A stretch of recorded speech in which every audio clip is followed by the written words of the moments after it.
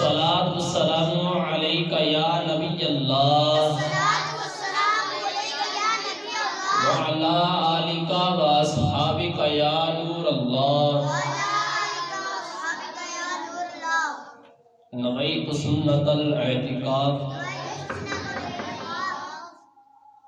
خدا کے فضل سے ہم پر ہے سایہ غوث اعظم کا، خدا کے فضل سے ہم پر ہے سایہ غوث اعظم کا، ہمیں دونوں جہاں میں ہے سہارا غوث اعظم کا۔ اونچی آواز سے کہہ دے سبحان اللہ۔ خدا کے فضل سے ہم پر ہے سایہ غوث اعظم کا، ہمیں دونوں جہاں میں ہے سہارا غوث اعظم کا۔ جو اپنے کو کہے مری میرا مریدوں میں وہ داخل ہے، جو اپنے کو کہے میرے مریدوں میں وہ داخل ہے، یہ فرمایا ہوا ہے میرے آقا غوث اعظم کا۔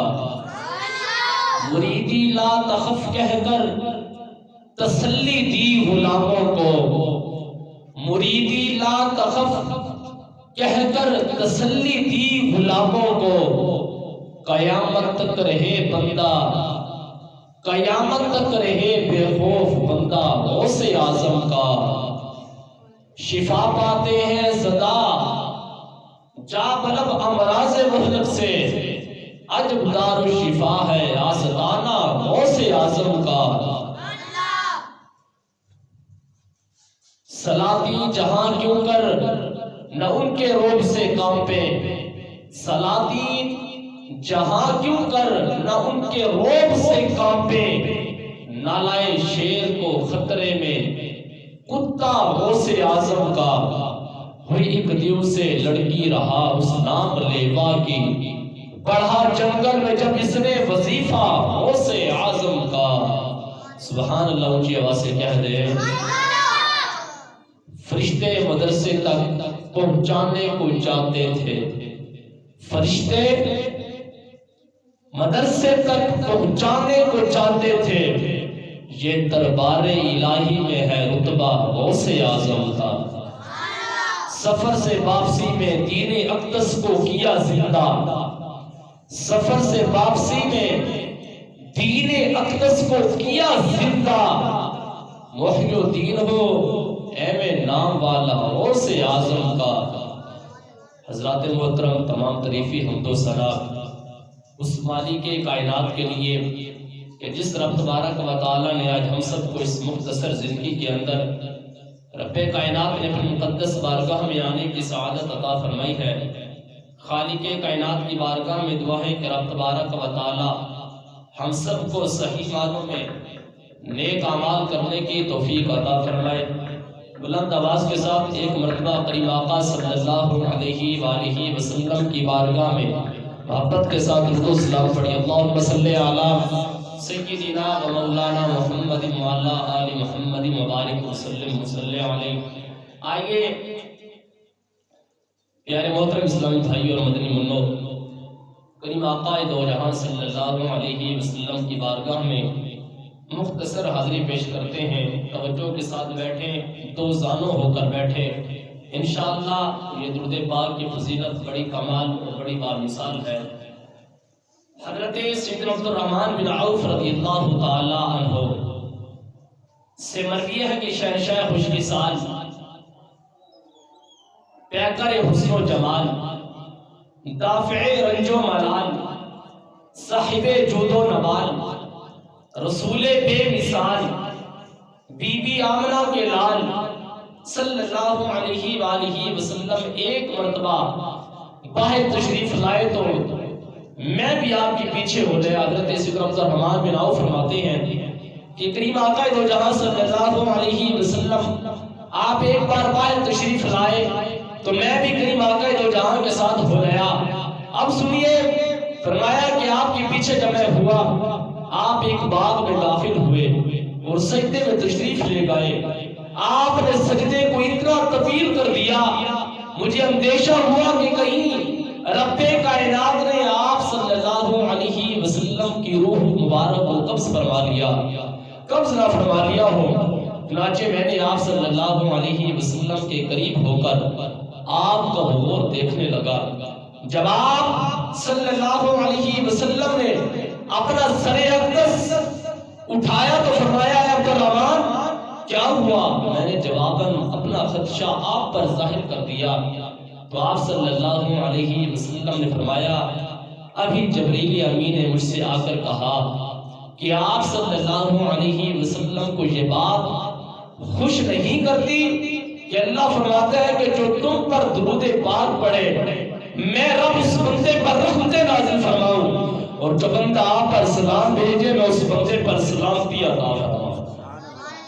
بتائیں جو کریم آقا کی بارگاہ میں درود پاک پڑھے رب کائنات اس بندے پر رحمتوں کا نزول فرمائے، اور جو کریم آقا دو جہاں مکی مدنی سلطان عربی ہمارے کریم آقا مصطفیٰ جان رحمت شمع بزم ہدایت کی بارگاہ میں درود و سلام کی نذرانے پیش کرے، رب تبارک و تعالیٰ اس بندے پر سلامتی نازل فرماتا ہے۔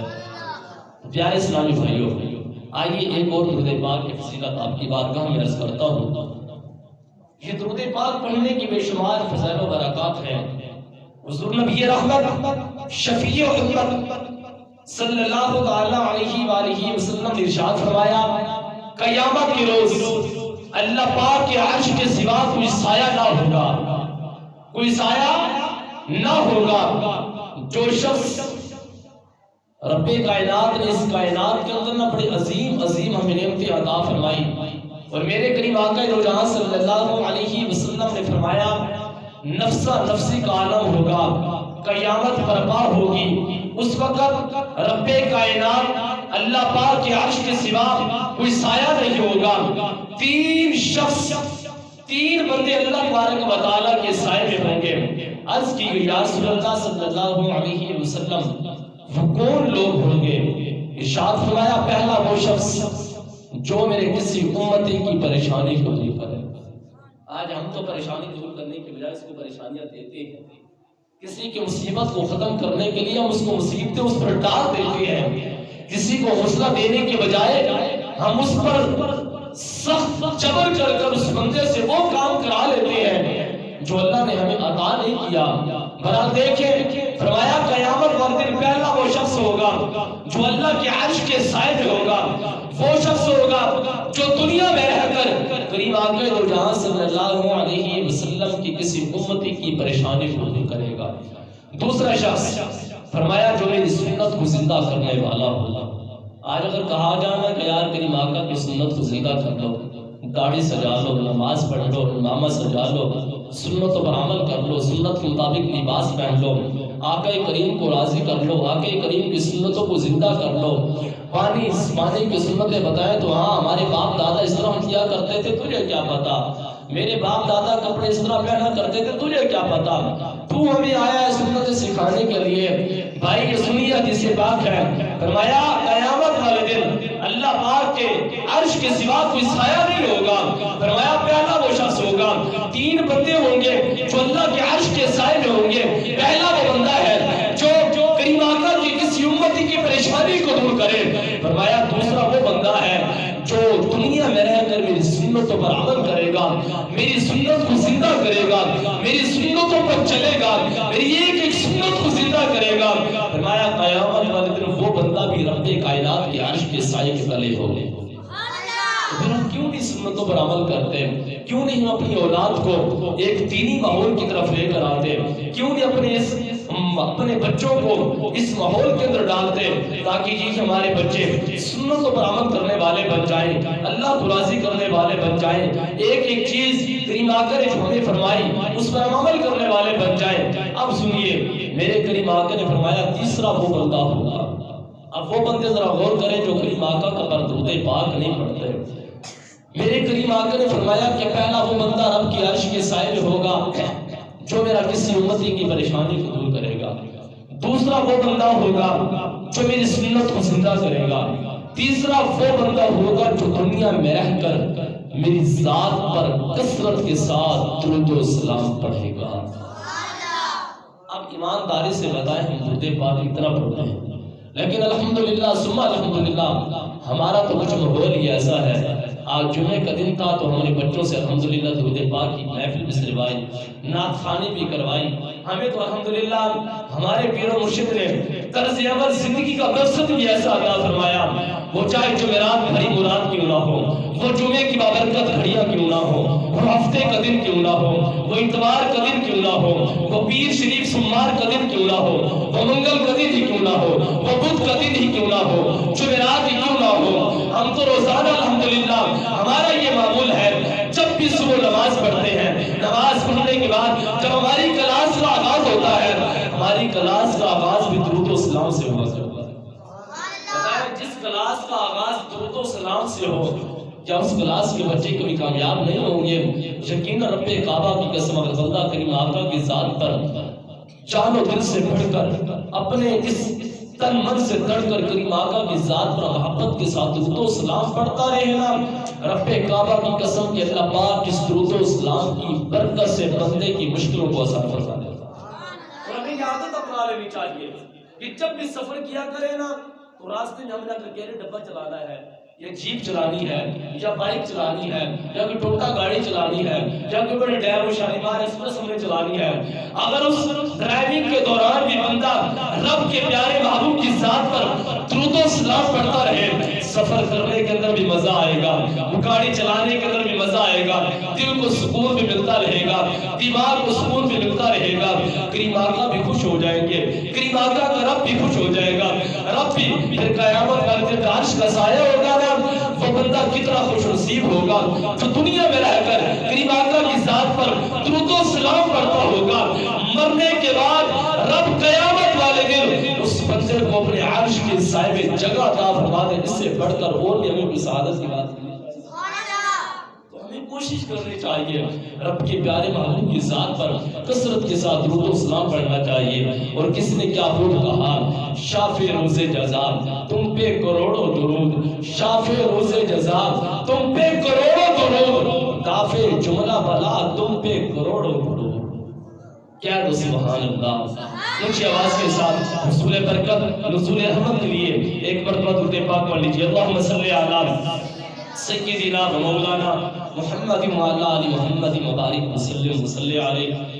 آئیے حضرات محترم, آج کے اس مختصر جمعہ کے بیان کے اندر انشاءاللہ مختصر ہم غوث اعظم رضی اللہ تعالیٰ عنہ کے حوالے سے کچھ سننے کی سعادت حاصل کرتے ہیں. اور یہ مہینہ آج چاند کی کیا تاریخ ہے؟ کون پتہ ہے آج چاند کی کیا تاریخ ہے؟ دیکھیں مدنی منوں کو پتہ ہے. آج ربیع الثانی کی ایک تاریخ ہے, باہر سے اشارہ ہے کہ 2 تاریخ ہے, لیکن ربیع الثانی کی آج 1 تاریخ ہے. ہمیں اسلامی مہینوں کی تاریخ کا بھی نہیں پتا ہوتا. یاد دیکھیں ہم نے انگریزی کو بڑی یاد کی ہے, اپنی اولاد کو انگریزی سکھائیں, بچوں کو سکول پڑھائیں, لیکن افسوس کی بات یہ ہے وہ غوث اعظم رضی اللہ تعالیٰ عنہ جب مدرسے میں جایا کرتے تھے نا, فرشتے آپ کو مدرسے میں چھوڑ کر آیا کرتے. مدرسے میں پڑھنے جاتا ہے, باپ کہتے ہیں دفعوں پر ہے پڑھنے جاتا ہے یا نہیں جاتا, گھر میں بیٹھ کے نوستی نماز نہیں پڑھتا, گھر میں نوست پھیلائی ہوئی ہے. بتایا وہ غوث اعظم جس کا میں مرید ہوں, وہ غوث اعظم جب مدرسے میں پڑھنے کے لیے جایا کرتے تھے, اللہ کے نورانی فرشتے آپ کو پکڑ کر مدرسے میں چھوڑ کر آیا کرتے تھے. بتایا جس غوث اعظم رضی اللہ تعالیٰ عنہ کی شان کا عالم یہ ہو, تو پھر اس غوث اعظم کے نبی ہمارے کریم آقا آمنہ کے لال محمد مصطفیٰ احمد مجتبیٰ کی شان کا عالم کیا ہوگا. غلام کی, حضور کے مرید کی, حضور کے اس بندے کی شان کا عالم یہ ہے کہ اللہ کے فرشتے غوث اعظم کو لے کر مدرسے میں چھوڑ کر آتے ہیں پڑھنے کے لیے. بتائیں یہ غوث اعظم تو حضور کے امتیوں میں سے ہے, تو پھر اس نبی کی شان کا عالم حضور کو کتنی عزت عطا فرمائی ہوگی. آج جب یہاں باتیں کرتے ہیں, علم پر بحث کرتے ہیں, یہ کرتے ہیں وہ کرتے ہیں, بھائی علم ہونا ضروری ہے. اگر بندہ تفسیر پڑھے تو تفسیر کا علم ہونا انسان کے لیے ضروری ہے. آج بندہ شاید پچھلے جمعے میں یہ بات میں نے عرض کی تھی, اور بظاہر میری باتیں انسان کو بڑی کڑوی لگتی ہیں. کہتے ہیں کہ یار امام صاحب بڑی کڑوی باتیں کرتے ہیں. حقیقت اگر بتاؤں گا ناصر صاحب ذرا توجہ فرمائیں, یقین جانے کہ ہماری کچھ حالت ایسی ہو چکی ہے, ہمارے معاشرے کو اتنا خراب کر ڈالا ہے نا کہ ہمارے جو اندر کا یہ من ہے اتنا گندا ہوا پڑا ہے, اس کو صاف کرنے کی فرصت نہیں ملتی. اور بندہ جب وہ اس کے پاس کچھ علم کی دولت آ جائے نا، اپنے آپ کو فنکار سمجھنے لگ جاتا ہے، اپنے آپ کو اپنی حد سے باہر نکلنے لگ جاتا ہے۔ شاید وہ یہ نہیں سمجھتا کہ یار میں ٹکر کس بندے سے لے رہا ہوں۔ جو بندہ صحابہ کرام کو بنا مانے، صحابہ کرام پر باتیں کرے اور اپنے آپ کو بڑا وہ کہے، پھر اس بندے کو چاہیے کہ اپنے ایمان کی فکر کرے کہ اس بندے کا ایمان ضائع نہ ہو جائے، کہ اس بندے کا ایمان خراب نہ ہو جائے، کہ اس بندے کا ایمان برباد نہ ہو جائے۔ بتائیں جس بندے کا ایمان خراب ہو جائے، جو بندہ ایمان کی دولت سے خالی ہو جائے، اس بندے کا دنیا کے حال میں بڑا ہیبت ناک ہوگا اور آخرت کا انجام اس بندے کا بڑا ہیبت ناک ہوگا۔ چاہے دنیا میں رہ کر اپنے آپ کو قابو رکھے۔ ہمارا یہ ایمان ہے، ہمارا یہ عقیدہ ہے، ہم سب کو مانتے ہیں، ہمارا کسی سے کوئی اختلاف نہیں ہے، لیکن بندہ جب جھوٹ پٹاٹی باتیں کرتا ہے نا، پھر انسان کو بڑا غصہ آتا ہے۔ یار رب نے تجھے کتنی علم سے نوازا، تجھے رب نے بڑی عزت عطا فرمائی، تجھے رب نے بڑی شہرت عطا فرمائی، تجھے رب نے دولت بھی عطا فرمائی، لیکن افسوس کی بات یہ ہے کہ تو ان چڑھائی ہوئی باتوں پر عمل کرنے پر لگ گیا ہے۔ ہم ایسے ایسے علماء کو سنتے ہیں کہ جو سننے کے قابل بھی نہیں ہوتے۔ بتائیں ہم اپنے دین کو چھوڑ کر، اپنے اسلام کو چھوڑ کر، رب کائنات کو ارشاد فرماتا ہے ان الدین عند اللہ الاسلام، بے شک جو دین ہے وہ اللہ کے نزدیک اسلام ہے۔ ہم نے کون سے اسلام کو اپنا لیا، ہم نے کیا عمل کر دیا؟ آئیے سنیے غوث اعظم رضی اللہ تعالیٰ عنہ تفسیر کے حوالے سے آپ کو عرض کرتا ہوں۔ فرمایا کہ حضرت حافظ ابن عباس رحمۃ اللہ علیہ فرماتے ہیں میں حضرت علامہ عبد الرحمن بن جوزی رحمۃ اللہ علیہ کے ساتھ ایک مرتبہ حضور غوث اعظم رضی اللہ تعالیٰ عنہ کے بیان کے اجتماع میں حاضر ہوا۔ ایک قاری صاحب نے قرآن کی تلاوت کی، قرآن کی تلاوت کرنے کے بعد نا حضور غوث اعظم رضی اللہ تعالیٰ عنہ کا بیان تھا۔ اب توجہ کیجئے گا، حضور غوث اعظم رضی اللہ تعالیٰ عنہ کی شان کا عالم دیکھنا۔ اللہ نے آپ کو ایسا منصب عطا فرمایا، کتنے علم سے نوازا، کتنی آپ کو اللہ نے مقام اور منصب عطا فرمایا۔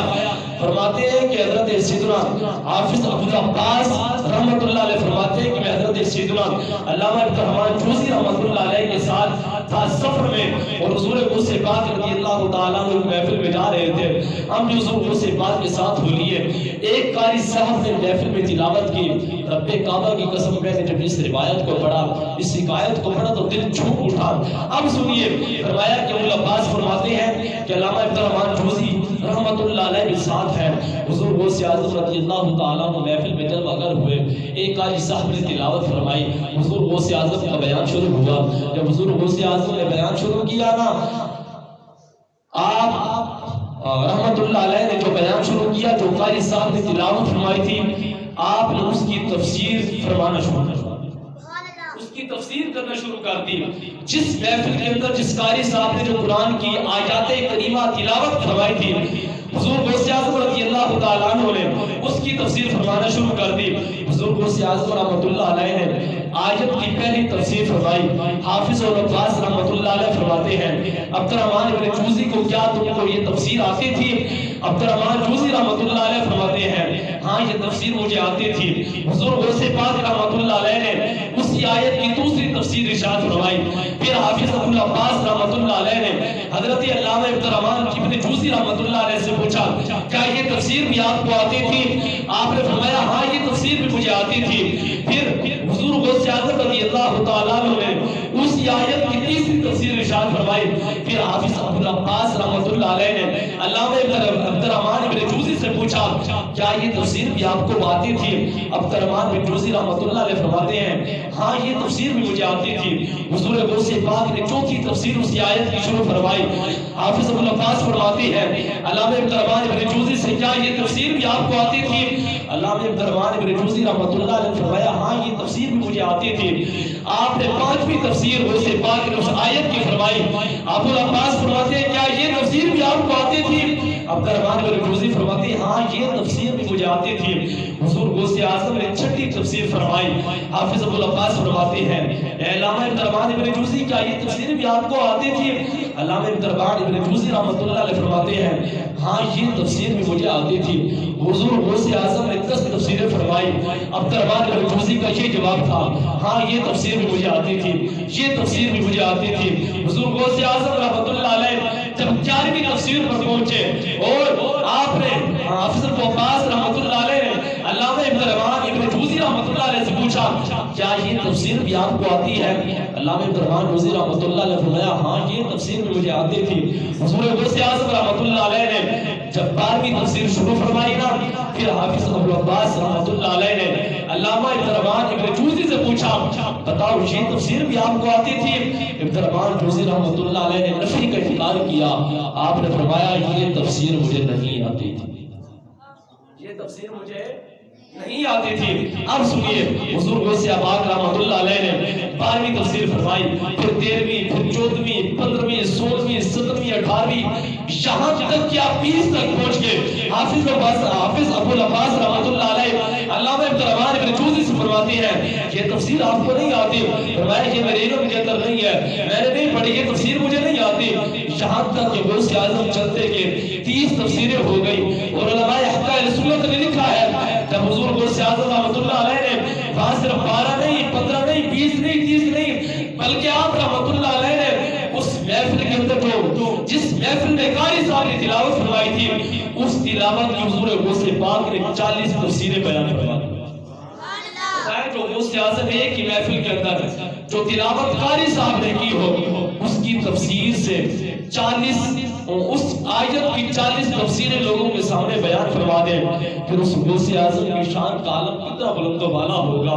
آئیے سنیے غوث اعظم رحمۃ اللہ علیہ فرماتے ہیں، فرمایا کہ میرا مریدوں سے میرا یہ وعدہ ہے کل قیامت والے دن نفس نفسی کا عالم ہوگا، قیامت برپا ہوگی، بیٹا باپ کا نہیں ہوگا، بیٹا باپ بیٹے کا نہیں ہوگا، بیٹی ماں کی نہیں ہوگی، ماں بیٹی کی نہیں ہوگی. اس وقت گہرا سا گہرا دوست تعلق توڑ دے گا. فرمایا کائنات کی ایک ہی ہستی کام آئے گی جس کو حمزہ کلال کہا جاتا ہے، لیکن حضور غوث پاک رحمۃ اللہ علیہ فرماتے ہیں فرمایا کل قیامت کا دن ہوگا، نفس نفسی کا عالم ہوگا. اس وقت تک میں جنت میں داخل نہیں ہوگا جب تک اپنے ایک ایک مرید کو داخل جنت رہا.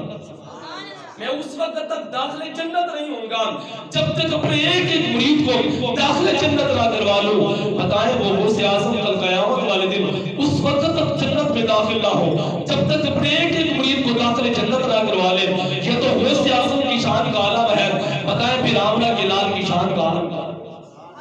یہ تو غوث اعظم کی شان کا عالم ہے جن کا قدم تمام ولیوں کی قدموں پر ہے، جن کو ولیوں کا سردار کہا جاتا ہے، جن کو محبوب زبانی، قندیل روانی، شہباز لامکانی، حضور غوث اعظم کہا جاتا ہے، جس کی ہر مہینے ہم 11ویں شریف کرتے ہیں. بعض اوقات ایسا بھی ہوتا ہے آج سے نا کوئی 20-25 سال پہلے چلے جائے نا، ہمارے یہ معمول ہوا کرتا تھا ہم جب بھی گھر میں مہینے کے بعد 11ویں شریف آتی تھی نا اپنے گھر سے تھوڑا سا دودھ نکال کرنا حضور غوث پاک رحمۃ اللہ علیہ کی 11ویں کے لیے ابس میں پہنچا دیتے تھے. بھئی یہ میرا دودھ آج کا میں نے اپنے جانوروں کا دودھ یہ سارا میں نے غوث اعظم رضی اللہ تعالیٰ عنہ کی دودھ کے لیے بھیج دیا ہے. وقت چون چون گزرتا گیا دودھ کم کرتے رہ گئے، برکت بھی کم. وقت گزرتا گیا دودھ ہم نے دینا چھوڑ دیا. پہلے یہ ہوتا تھا ہر 11ویں پر کھیر پکائی جاتی تھی اور نظر و نیاز کیا جاتا تھا، بزرگوں کے لیے سالے سوال کرتے تھے، اپنی بخشش کی دعا کرتے تھے. لیکن وقت کچھ ایسا آیا جدید ٹیکنالوجی ہم نے استعمال کی، کچھ پڑھے لکھے زیادہ ہو گئے، کچھ ہم نے اپنے آپ کو زیادہ سمجھنے لگے، شریعت کے دائرے سے باہر نکلنے لگے. اب کیا 11ویں کی ضرورت، اب کیا 12ویں کی ضرورت، اب کیا میلاد کی ضرورت، اب کیا 12 ربیع الاول، اب ہم نے کیا کرنا ہے؟ کچھ بھی نہیں کرنا. جب بندے کے بس مشیروں آ جائے پھر بندہ بڑی گہرائیوں تک جا کر پہنچتا ہے. کہیں ایسا نہ ہو کہ علم حاصل کرتے کرتے کہیں گمراہ بھی نہ ہو جائیں. ہاں ایسے بندے بھی دیکھے ہیں جو صرف قرآن کا ترجمہ پڑھتے پڑھتے گمراہ ہو گئے ہیں. وجہ کیا تھی؟ کسی عالم کا سہارا نہیں لیا، کسی عالم سے کسی مفتی سے پوچھا نہیں ہے، بغیر پوچھے ہی پڑھتے رہے. آخر کوئی آیت ایسی آئی جو اس کو گمراہ کر کے رکھ دیا. بتائیں جو قرآن کسی بندے کو گمراہی تک لے کر جائے، کسی عالم کا سہارا نہ لے، پھر بندہ اپنی انا بڑھائے، پھر بندہ اپنے آپ کو سمجھے، تو پھر اس بندے کے لیے حیرت کی بات ہے.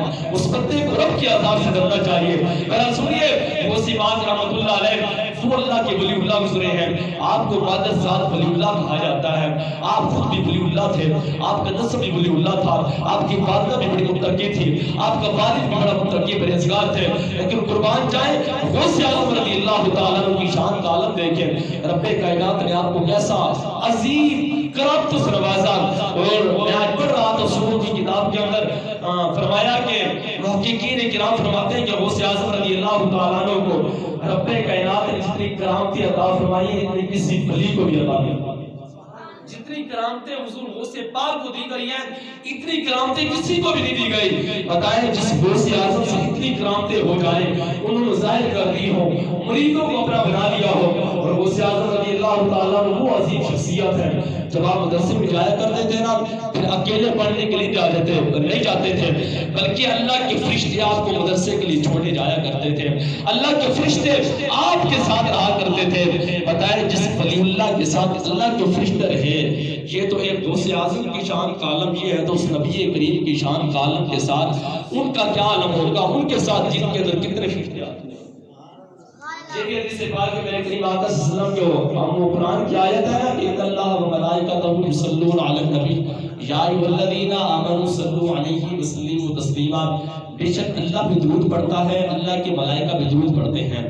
آگے یہ تنبیہ فرمائی گئی ہے, یا ایھا الذین آمنوا, اے ایمان والو تم میرے معبود کی ذات پر درود بھی پڑھو سلام بھی بھیجو. سوال یہ پیدا ہوتا ہے, رب کائنات خود درود پڑھ رہا ہے, ملائکہ کو بھی درود کا حکم دے رہا ہے, ایمان والوں کو کہہ رہا ہے تم درود بھی پڑھو سلام بھی پڑھو. شاہ علماء کرام نے مفسرین کرام نے اس کی وضاحت کچھ اس طرح فرمائی ہے. اور میرے امام احمد رضا خان فاضل بریلوی رحمۃ اللہ علیہ آپ کا خود ایمان کی طرف فرماتے ہیں, فرمایا رب نے جو یہ فرمایا نا کہ میں بھی خود درود پڑھتا ہوں, میرے ملائکہ بھی درود پڑھتے ہیں.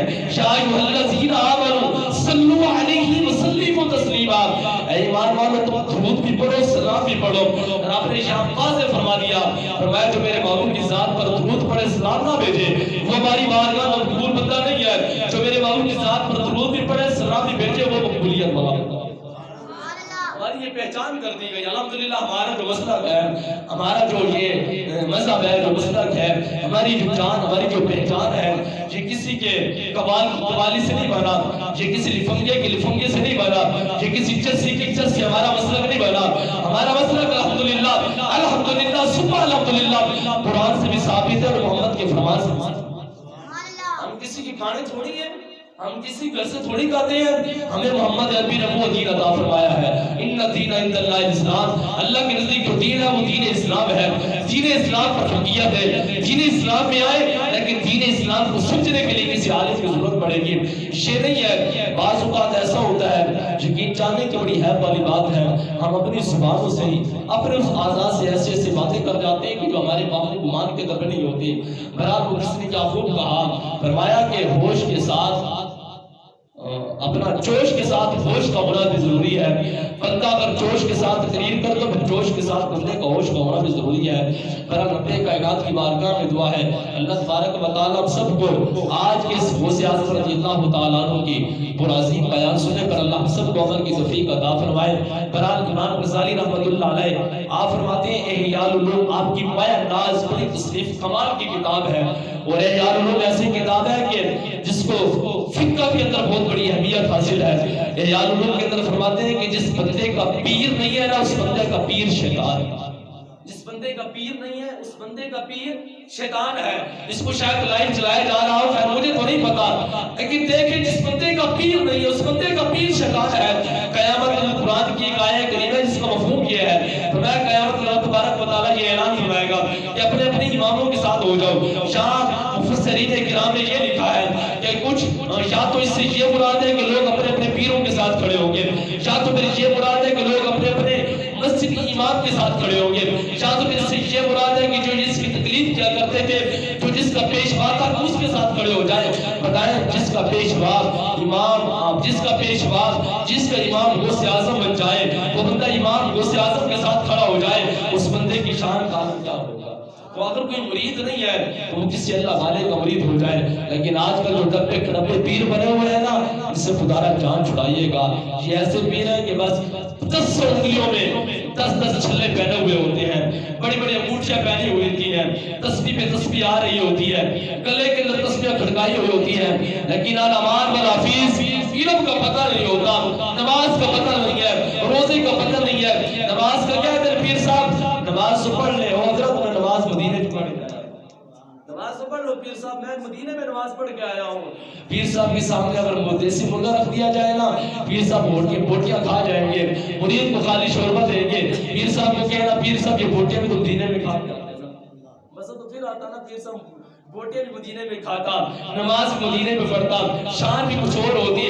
بہرحال ایسے پیروں سے بچے، ایسے کسی اللہ والے کا دامن تھامے کہ الحمدللہ دعوت اسلامی کوئی چھپی ٹھپی تاریخ نہیں ہے۔ اس وقت ملک پاکستان نہیں، صرف ایک دو ملکوں کے اندر نہیں، الحمدللہ 100 تقریباً 3 سے 4 ملکوں سے زیادہ الحمدللہ یہ واحد دعوت اسلامی ہے کہ جس میں اپنا دینی کام پوری دنیا کے اندر برپا کر ڈالا ہے۔ صرف ملک پاکستان نہیں، ملک پاکستان سے باہر چلے جائے، چاہے وہ جوگا کی سرزمین ہو، چاہے وہ دبئی کی سرزمین ہو، چاہے وہ انگلینڈ ہو، چاہے وہ سیریا ہو، چاہے وہ دنیا کا کوئی بھی خطہ ہو، آپ جہاں بھی چلے جائیں گے انشاءاللہ یہ آپ کو امام والے وہی ملیں گے، یہ دعوت اسلامی آپ کو وہی ملے گی۔ الحمدللہ جس شیخ کا میں مرید ہوں، وہ میرے مرید، وہ میرا پیر جو اپنا مرید بنا کر ہمارا ہاتھ غوث اعظم کے ہاتھوں میں دیتے ہیں، اسی غوث اعظم نے فرمایا قیامت والے دن میں جنت میں اس وقت تک داخل نہیں ہوگا جب تک اپنے ایک مرید کو داخل جنت کرتا۔ کوشش کریں اس غوث اعظم کے مرید ہی بن جائیں تاکہ قیامت والے دن غوث اعظم ہماری بخشش فرما دے۔ اور میں یہ پڑھ رہا تھا، غوث اعظم فرماتے ہیں کہ میرا کوئی ایسا مرید نہیں ہے جو بغیر توبہ کیے مر جائے، میرا کوئی ایسا مرید نہیں جو بغیر توبہ کیے مر جائے۔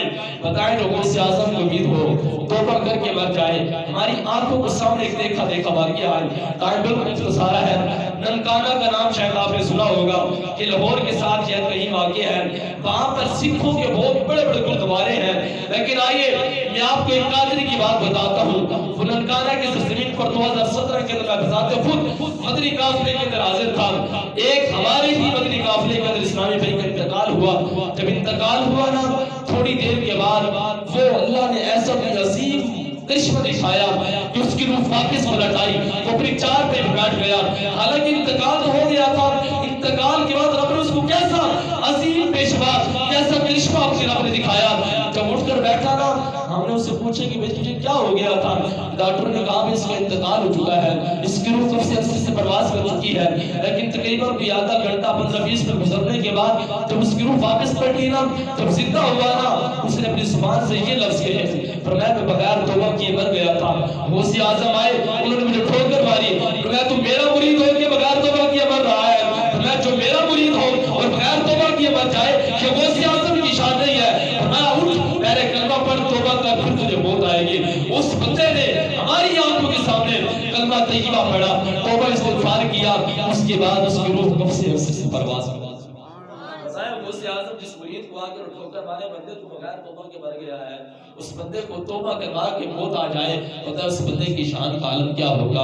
اللہ پاک کی بارگاہ میں دعا ہے رب تبارک و تعالیٰ ہم سب کو عمل کی توفیق عطا فرمائے۔ اللہ پاک ہمیں غوث اعظم کی سیرت پر عمل کرنے کی توفیق عطا فرمائے۔ ایک آخری اعلان سماعت فرما لیں، 30 اکتوبر بروز ہفتہ بعد نماز کل 29 اکتوبر ہے، 29 اکتوبر بروز ہفتہ بعد نماز عشاء تقریباً 10 بجے اسلامی بہنوں کا جو اجتماع ہے تقریباً 10 بجے اسلامی بہنوں کا الحمدللہ علامہ رمیز عباسی سیائی دعوت پر قاتل العالیہ کے مدرسے کے اسلامی بہنوں کا محفل میلاد ہوگی۔ آپ سب سے گزارش ہے کہ اپنی گھر کی خواتین اسلامی بہنوں کو اس بابرکت محفل میں بھیج کر ثواب دارین حاصل کریں۔ اور دوسرا ایک اہم اعلان سماعت فرما دیں، اہم اعلان ابھی اس کو بند کر دے کر سب جمعے کے بعد تمام